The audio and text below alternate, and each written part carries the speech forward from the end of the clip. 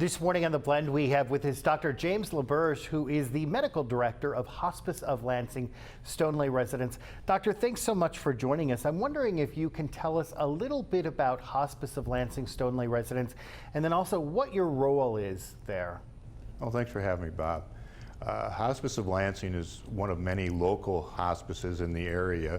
What makes us unique is that we are a freestanding nonprofit. We're not owned by one of the hospitals. And we also have a facility called Stoneleigh Residence that is an 8-bed facility for patients being cared for at the end of life. We also are very unique in that we do provide music therapy, pet therapy, and massage therapy, not provided by most places. My role is to work with a team that provides care such as nursing, the previously stated modalities, and to make sure that everyone, including family members, have their question answered and that we are able to provide the care and the medications that the patients need.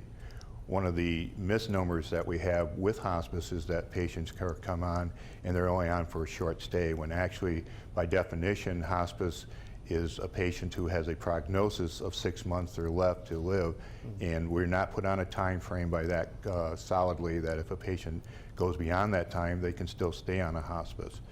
The other misconception is that the word hospice means that we cannot do any kind of treatment or anything, that we can still provide antibiotics, the patient can still see their doctor, they can still go to appointments.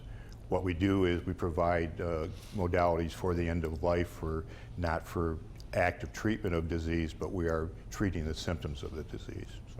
And so when you choose hospice, does that mean that you also give up medical care, like seeing a doctor or having to go to the hospital? No, it does not. We do provide care in that with people, and a lot of times I'll take over the care of the patient, and they can still go see their physician, they can still go see their specialist, and what we don't want is patients to go back to the hospital unless it is an emergency type thing. If someone fractures a hip, they can still go back to a hospital. But we still treat patients with antibiotics, we still treat them with other modalities that does help with their conditions and their symptoms at end of life.